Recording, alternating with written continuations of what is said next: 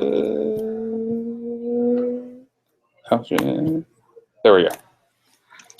What really matters in web perf or web performance?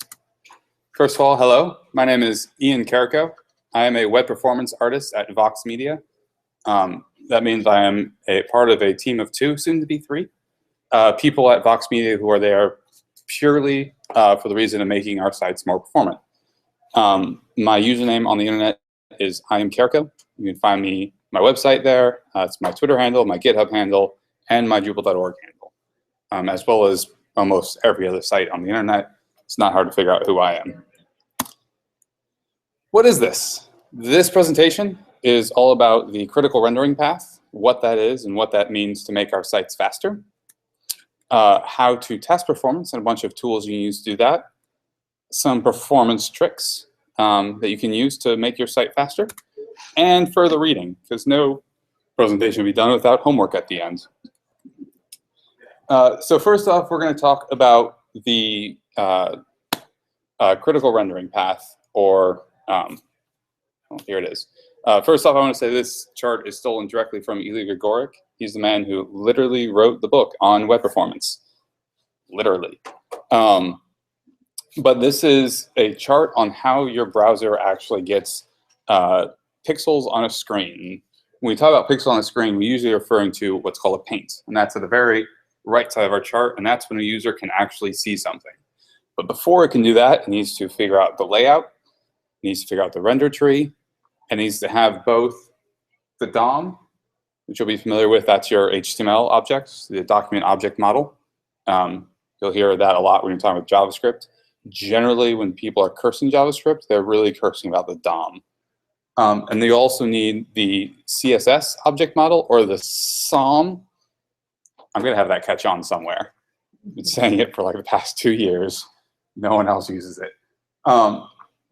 And to create both the document object model and the CSS object model, you have to have both the HTML and CSS. So this is important to note because it means that under no circumstances will a user be able to see the site until both all of the HTML and all of the CSS files have downloaded at all. They also notice that JavaScript is kind of conveniently in the middle of there. JavaScript both can be blocking and non-blocking. Traditionally, when you have JavaScript in the head, where it's just a script tag, that's called blocking JavaScript.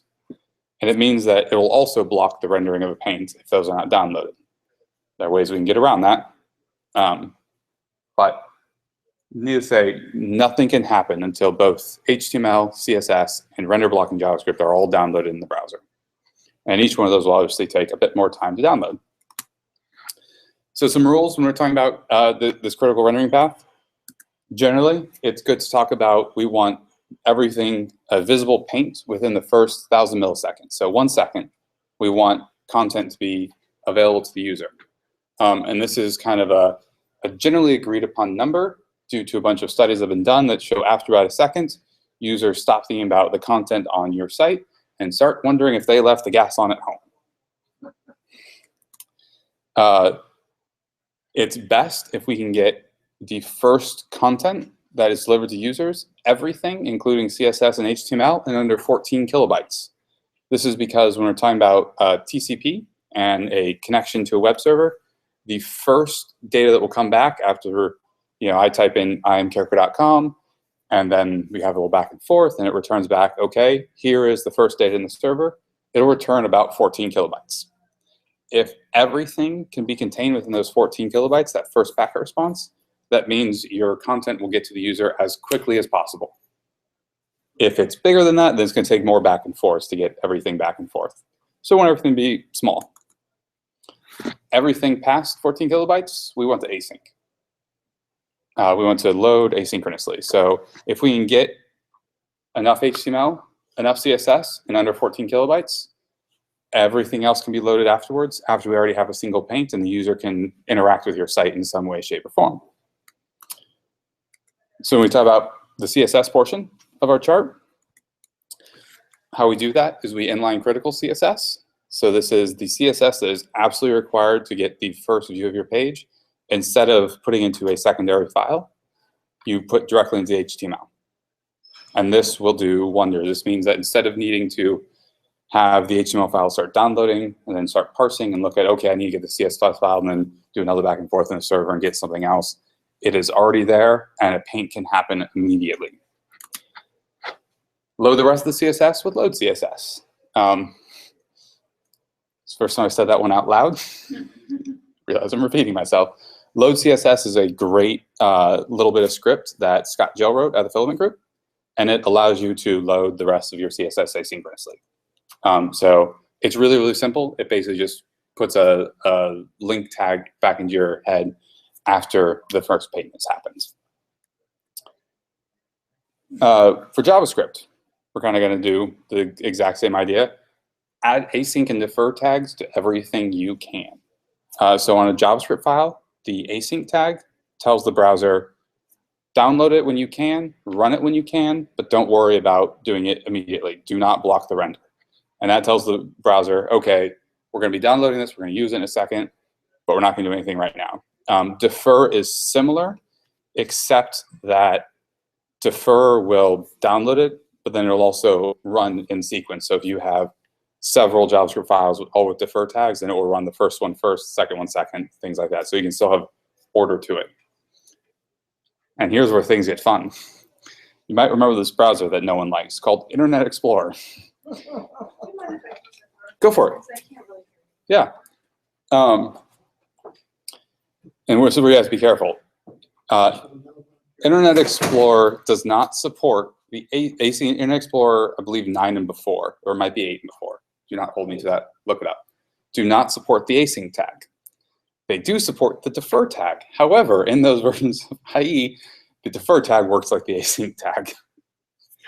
Don't ask questions, just accept for what it is. Now, the nice thing is you can actually use both the async and defer tag on any browser. So what I have generally done is I will have async and defer on it so that older browsers of IE will use the defer tag like the async tag, and modern ones will use async as it's needed. It's perfectly legitimate. It's just really weird. You need to understand that even if you're using defer tag, old browsers of IE will treat it effectively the same as the async tag. I love IE. Inline critical JavaScript. If there are things that you absolutely must happen at page load, if that's feature tests, things of that nature, inline them just like you would the CSS. Obviously, we want to minimize that as best we can. So if you're going to inline jQuery, you're already going to go over your 14 kilobyte limit, and we have a problem. But simple JavaScript things, for example, one thing that we have running on Vox.com currently is I have a little bit of JavaScript that tests to see if a local storage key value pair is there, to see if our fonts are most likely in the cache. And if it is, it adds a class to the head. And that's inline, runs immediately, very simple, quick, fast. And then use normal script tags only when needed. There are sometimes I understand that normal script tags will be needed. We're still using them currently at Vox Product for a lot of things that our system just hasn't been set up to run asynchronously yet, but try to use them as sparingly as possible. Optimizing our HTML. Send only what you need to get your first request across. This is important if you have a site that, let's say your home page is a bajillion pieces long. Send the first bit, load the rest of it asynchronously, load any other tags secondary. I say this matter-of-factly. This is probably one of the hardest things I've ever had to do on sites, especially if we are, we have a lot of content that we want to load, but still try to, if we can get things under the 14 kilobyte limit by loading only half the first page, everything will be more hunky-dory. Images. Everyone loves images. Images are great, right? There is a program on your Macs called ImageOptim. Run every single image you put up to your site through this. What it does is it removes all like the metadata that's not really needed. It removes color profile information that isn't really needed, and a bunch of other things. And you can save between 4 and 15% of the image size immediately just by running it through something like ImageOptim. I use ImageOptim as an example because it's a really, really easy Mac program There's also a bunch of server-side scripts and stuff they can run. If you're using gulp or grunt, there's a tag system that's similar to that that will run through the same idea and will just make your images slightly smaller. Lazy load images don't require any images that are not absolutely required at the start. Lazy load them as you can. Almost all of the images at Vox are lazy loaded, especially any editorial images. And we do something special where we use a program called Thumbor that I don't understand completely, and someone else handles. Thankfully. But it goes through, it finds the exact size of image that we need in that space. It says, okay, we need this image at this size, and it'll go and get just that size image so that we aren't downloading a giant image for a small box or a bad little image for a large box. And obviously don't load what you don't need. If you can help it, don't load a bunch of spare images. Like if you have a bunch of images in a section of the site that's hidden and only clicked on, make sure those are lazy loaded especially. I'm going to pause here. Are there any questions people have about the critical rendering path and getting all these things as small, as fast as possible? Fantastic. Testing. Well, I guess I do. I guess I never heard, I always thought all the CSS had to be in a separate file. What does it look like? You put a little bit, you said you put a little bit over there. A little bit of it in the header. It's exactly what I do. So, like what? Like what? There are two great ways to look at what you should have in your header. And I've seen both of these used on sites to varying degrees of success. I have seen there are some scripts that you can use, grunt or gulp, where it will like look at your homepage and say, okay, I want all the CSS to see my homepage at this resolution screen. And then it will just inline all the CSS needed for that. And you can load everything else asynchronously. And there's a bunch of automated tools that are like that. And they work more or less well. I've also seen companies that when they did a redesign, they have this huge, they have a bit more strategy when they're doing their redesign, and they end up having their SAS files and their SAS partials that they deem as most important and critical. So things like typography, body copy, header, things of that nature. And they have things that are secondary quality. So sidebar content, footer, things of that nature. And then they actually just have their SAS render two different CSS files, one that they inline. And it's purely controlled on content strategy. And that's really, really fascinating and a great way of doing it, but also takes a lot more time and forethought. Yeah. Okay. But I've seen that be really successful as well. So both tools, there's automated and there's the manual process. I don't think one is necessarily inherently better than the other. Just depends on your needs. If you have a small sites, like I think 4kitchens.com does this now, right? We use the critical CSS. Yeah, 4kitchens.com uses the automated process for their homepage to varying degrees of success. Any other questions? Okay, we're gonna move on. Testing. So testing is incredibly important to performance for a lot of reasons. One, unlike design process or something where you have a specific number of browsers and you have a controlled space where you can look at it, performance varies wildly depending on where you are in the world, what browser you're looking at, things of that nature. So there are a lot of great ways of testing, and there's a bunch of tools out there to help you with testing. Some of the base tools I love, YSlow and PageSpeed. Both of these I'm going to call are dumb tools. Insofar as you put in a URL, it analyzes that URL for base rules, whether you're passing or failing. So for example, PageSpeed will say you have render blocking JavaScript in your head. Move that to the footer or make it asynchronous. You have a bunch of images that are not optimized. Run them through something like ImageOptim and it'll be faster. And it gives you a basic letter grade. And both these tools are the first thing I always look at because they give a bunch of really high-level information.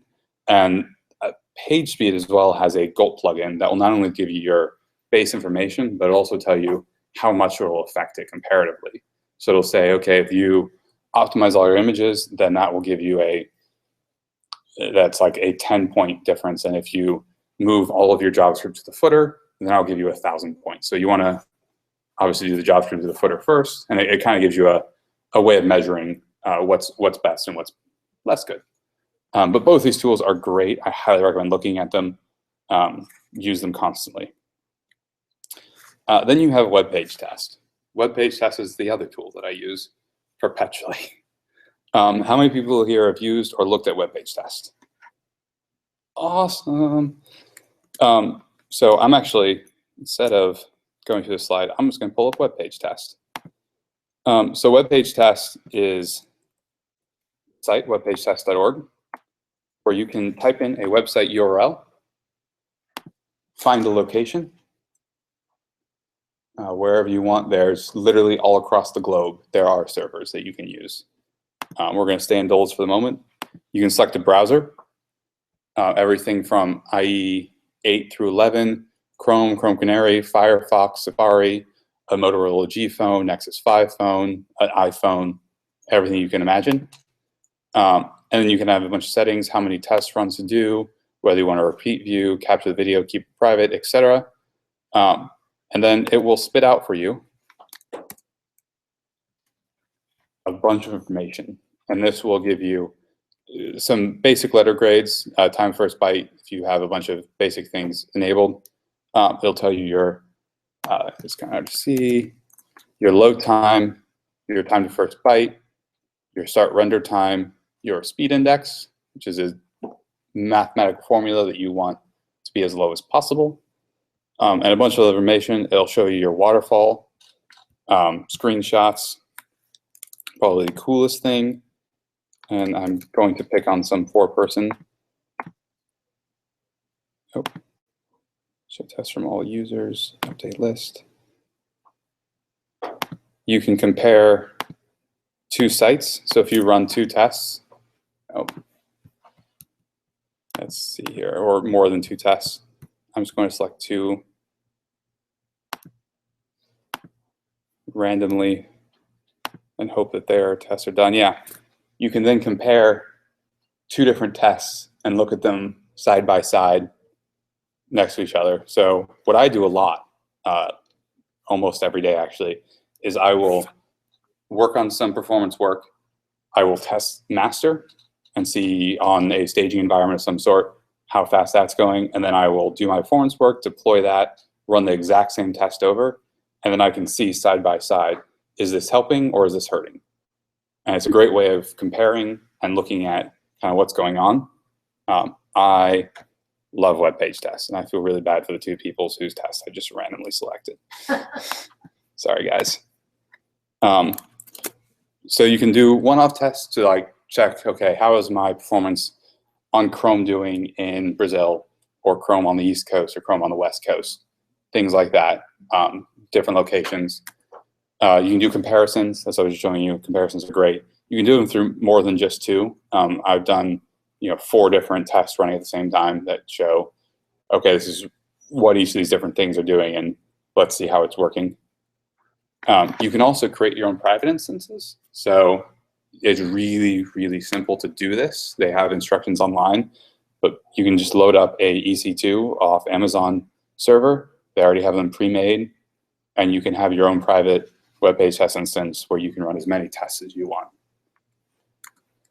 You can also integrate it through some CI integration of having your CI tool go through and say, okay, run a web page test. Usually you should do this on your private instance if you're going to be going this deep, and say, okay, I want every time someone merges into master, run a test on master and see where we're at, and just have that historical record of what's going on.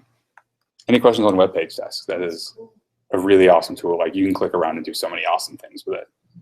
I love it. So I guess I have one. Yeah. How often do you actually spy on other people's results? I mean, it seems like being public is a downside. I know you can create your own instance, but I wonder, like, how interesting or proprietary is that information? So all of this, like all the information that people are gleaning from this, is all public information entirely. Because I can go to any website and say, let me see. Oops. Just run any old thing. Yeah, and this is all just how their homepage is loading, or how whatever page you go to. You can also, actually, if you go up here, instead of going into analytical review, click on visual comparison. You can do the same thing, and I have done this before, where you can compare industry pages. So I'm going to select New York Times and CNN, then start tests, and it will run tests on Vox.com, CNN.com, and New York Times, and compare the three. And this is really, really great for competitive review. In fact, a couple months ago, one of my first jobs was to look at all of our competitors and say, okay, this is how we're doing compared to our competitors. This is kind of what's going on in those sectors. And if we want to be considered faster, we need to be beating these times. And I used this tool exactly to do that.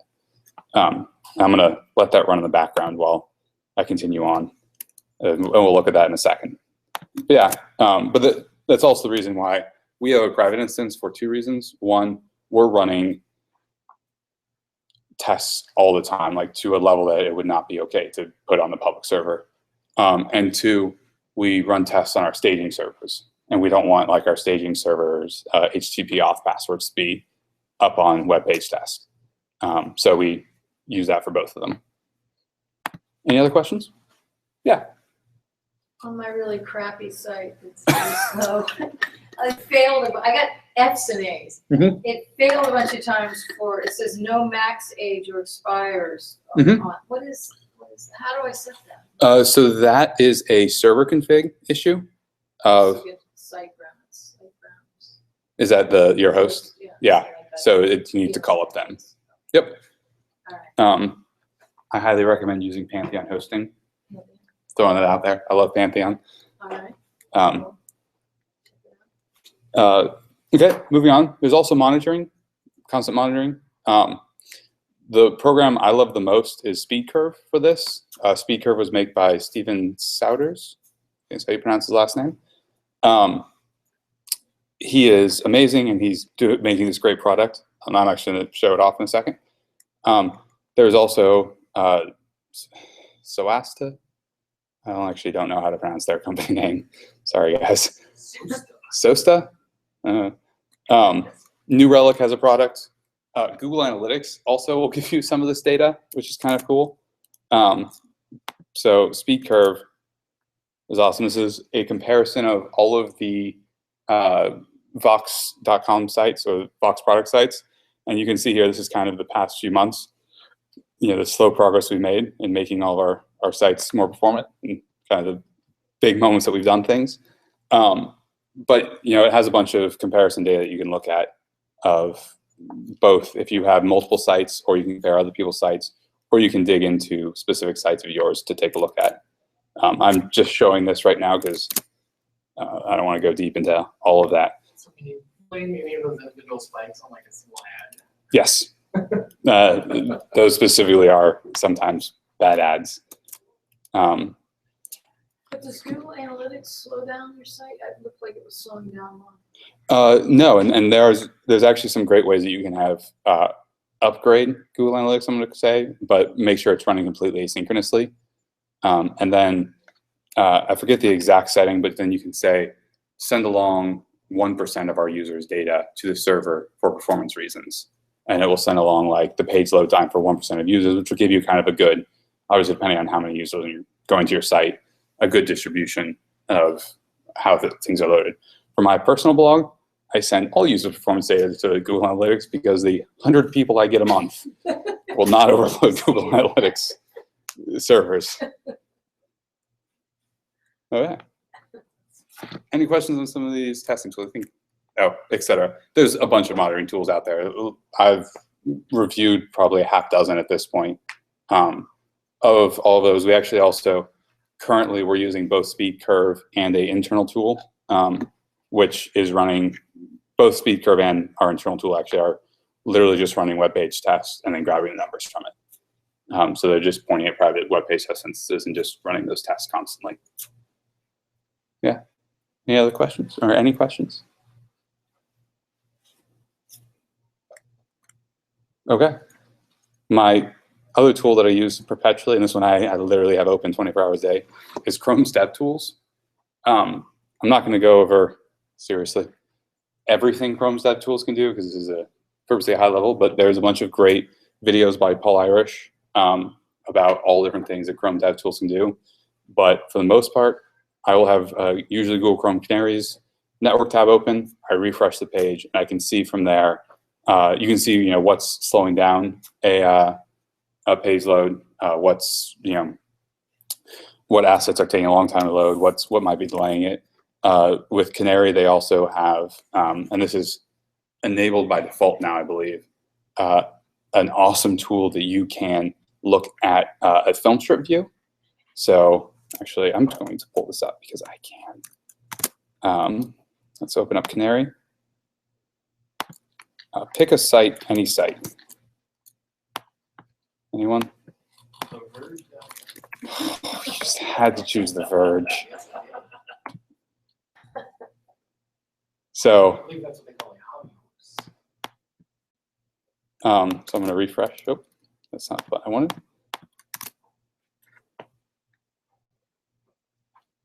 So this is really great. You can see kind of at the top here, it's fetching the frames, but it'll give you the time and a small image of what was loading on the page at the time. So I can see at 3:06 seconds, it loaded up the entirety. Like you can see content on the page. It's a little hard to know here, but it'll also, actually I'm gonna kind of click a later one. You can see it loads up this yellow bar as well on the timeline. So you can see exactly when that thumbnail loaded. And then what I end up doing is I'll switch this to end time. And then when you switch it to end time, I guess, you can also kind of see, okay, the last thing to load before we had this paint was that asset right there. And you can kind of see, okay, what is delaying that asset from loading? How can I make that faster or improve, maybe move that async or something like that, so we can slowly move that display up faster and faster. I'm not kidding when I say 90% of my job, I'm looking at this and optimizing based on the information here. Obviously, you also need to test in other browsers because Chrome is really advanced, but when it comes to debugging things, this is where I go to first. So Firefox doesn't have that, the top thing. I don't think it has the top thing. Firefox does have some great tools, and they really are building some awesome things. I just prefer Chrome. And I think that Chrome's dev tools are just, they're doing an amazing job at keeping those, pushing the boundary. Any other questions about Chrome? Cool. Let's move forward. Tricks. Web performance tricks. There are no tricks. Or are there? So there are, I say there are no tricks because there is nothing out there that is going to be like a quick fix to make your site faster. Certainly nothing that you really want to quickly put in and say, okay, if I do this, everything's going to be better and magic. The reason being is, one, you want to make sure you test everything because there are a lot of things that are more or less hard and fast rules, but depending on your site, depending on how much content it is, how big it is, your users, it might not be worthwhile. So for example, I'm going to use CDNs. Generally speaking, CDNs will make your site faster based on the principle of light can only go so fast. If you have users in Amsterdam and your servers are in San Francisco, it's going to take longer to go back and forth between San Francisco and Amsterdam than it would be if you have a CDN that has a server in Amsterdam so that they can just load up quickly. I say that at the same time, if you are working on a local public radio station and you have a server in that town, and 99% of your users are in that town, don't have a CDN in Europe. It's a waste of money. Always look at what your users and what your users will need.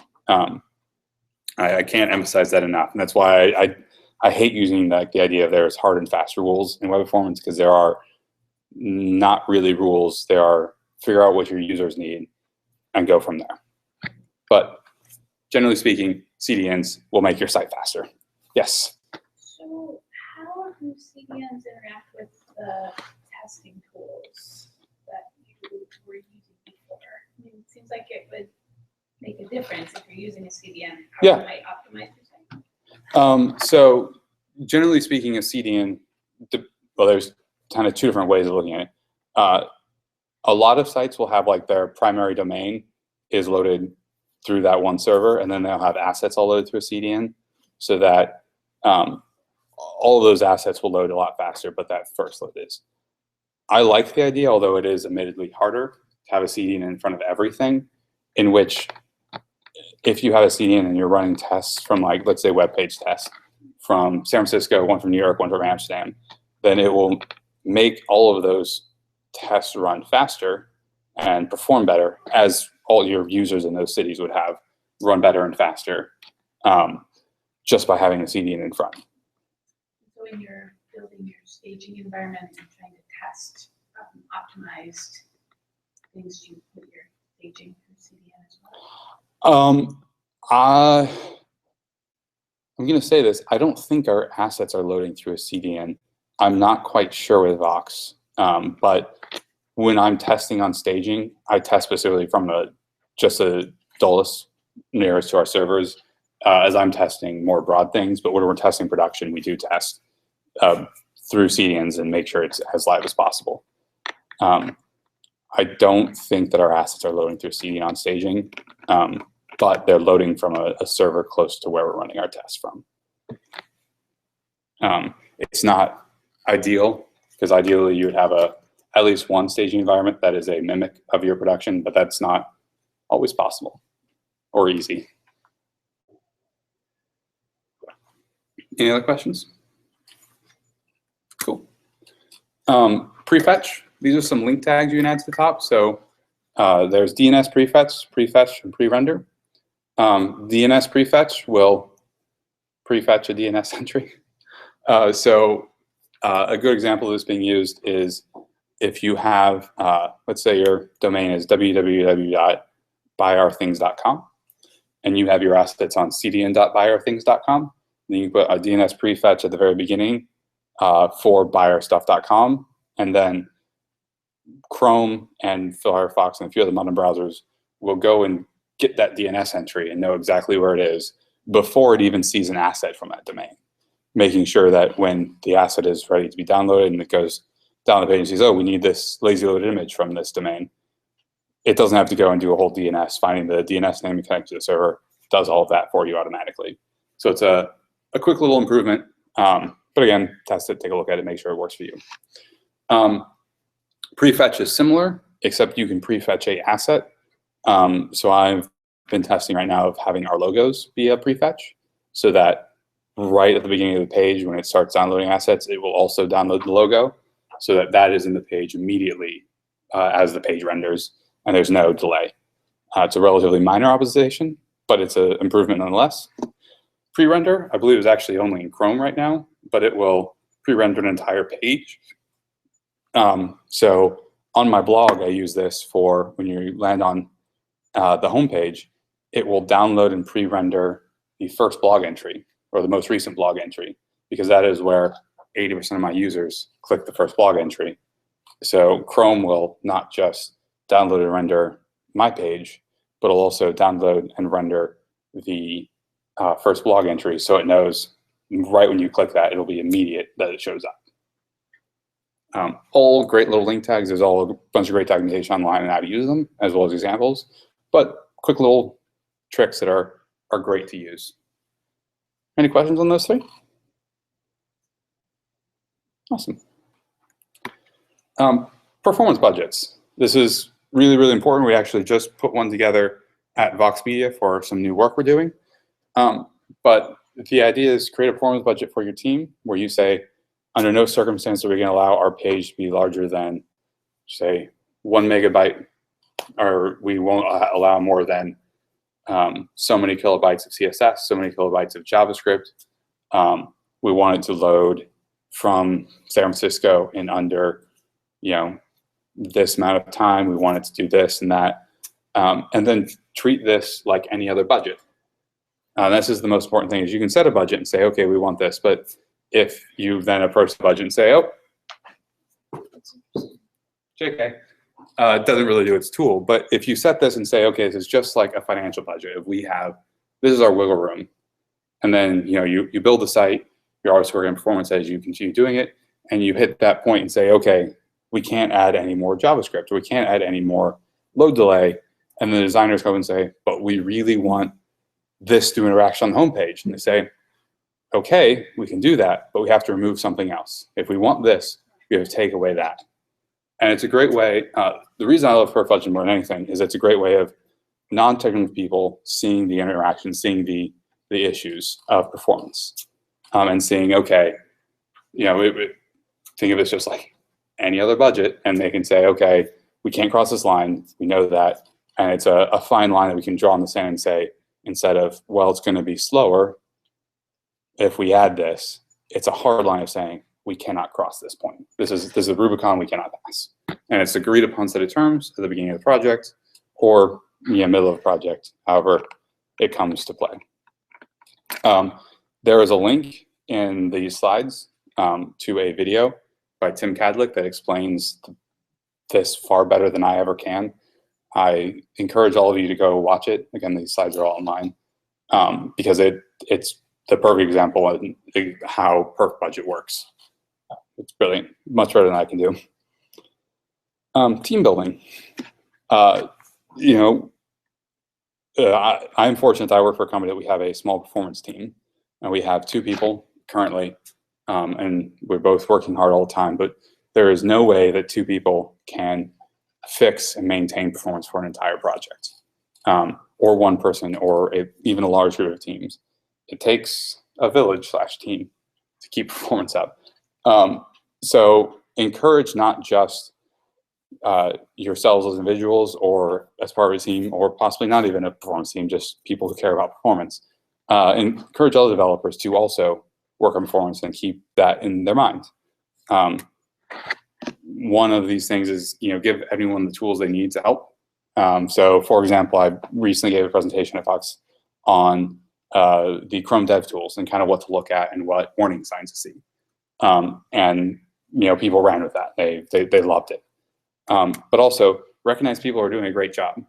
A lot of the really awesome performance things that were done at Vox so far weren't done by me or the performance team. We have done a lot of great work, and I don't want to minimize that work in any way, shape, or form. But there's also some great things that people came up with that were off our radars completely, because we're focused on projects we're working on, and they're like, well, we realized we could improve this by doing that, and they're like, would it? I had someone walk up to me last week say, would it bug you? Like, would it, if I step on your toes to do a performance? I'm like, no, do it, and let me get you a big star to put on your wall, because like other people working on this is great, because you have to have everyone kind of working together to make sure we don't do anything poorly. There's actually, I'm going to go back here. Laura Hogan has some great resources on recognized performance heroes and the work they do at Etsy in the same vein. Read anything she writes. She is utterly brilliant. Laura Hogan. Kind of to settle this off, we have some further reading, because again, no presentation is good without some homework. This presentation is kind of meant to be a higher level, looking at all the big things, but then there's so much more, and I'm going to kind of fly through these. But again, all this is online, so you can take a look at it at any point in time. There are 2 great ebooks out there. Designing Performance, that's by Laura Hogan. It is a fantastic book. I highly recommend you read it, especially if you work with design at all. And then High Performance Browser Networking. That's written by Ilya Goric, and it's a really in-depth technical book on how browsers work, why they work, how things like TCP and HTML and how cell phones work. I literally read the chapter on cell phones and then just sat there going, the engineering that goes into this communicating is mind-blowing. It really is. But he does it in a really deep level, but a really easy way to understand. So anyone can really read this and have a high level knowledge of how browsers work and kind of what you need to know when it comes to browsers and building the internet to use that. My favorite site, perf.rocks. I don't know how I forgot that domain. I was talking about DNS because I use that site all the time. But it has a list of people, articles, talks, so on and so forth on performance and things that you can do. And it's constantly being updated. It's a great, great little site. There's 2 great conferences about performance, if you can. You have Velocity Conf, it happens 4 times a year. Santa Barbara, New York City, Amsterdam, and Beijing. Great conference, all about performance on many levels. There's Front End Ops Conf, it happened last year. Trying to convince Brad Frost to do it again. Harass him with me, please. And it's a great conference of, not just performance, but all front-end operations. So things like gulp and grunts and task runners and anything to do with the front end, really. DevOps for the front end. There are some great Slack organizations. There's a web performance Slack, a front-end developer Slack, and a FED Slack, which stands for front-end developers. All 3 of those have some great resources in them. I love the web performance Slack. It's great. I'm on it all the time. Actually, I'm in all 3 of them all the time. You can bug me in any of them. And here's a giant list of people, which is still a tiny list of people when it comes to the amazing people working on web performance work right now. But you have everyone from Laura Hogan is the head of performance for Etsy. Paul Irish, either York and Addy, I believe. No, Addy might not. All work for Google, making the web fast. Steve Soders has done amazing work and also works on Speed Curve. The list goes on and on and on. Small list, but they all do some great work. Thank you. That's kind of all of it. Wow, I went through that in 45 minutes. So the slides are at imcco/webperfmatters. There's also on the Nerd Summit site for this presentation, so you can just take a look at it there. And thank you. Are there any questions? Anything at all? Yes. So I guess I'm wondering about the dollar and cents impact of performance improvements. I know it's more of a business question, but how, I know fast is good, but beyond sort of that, what's the implication of a very small improvement?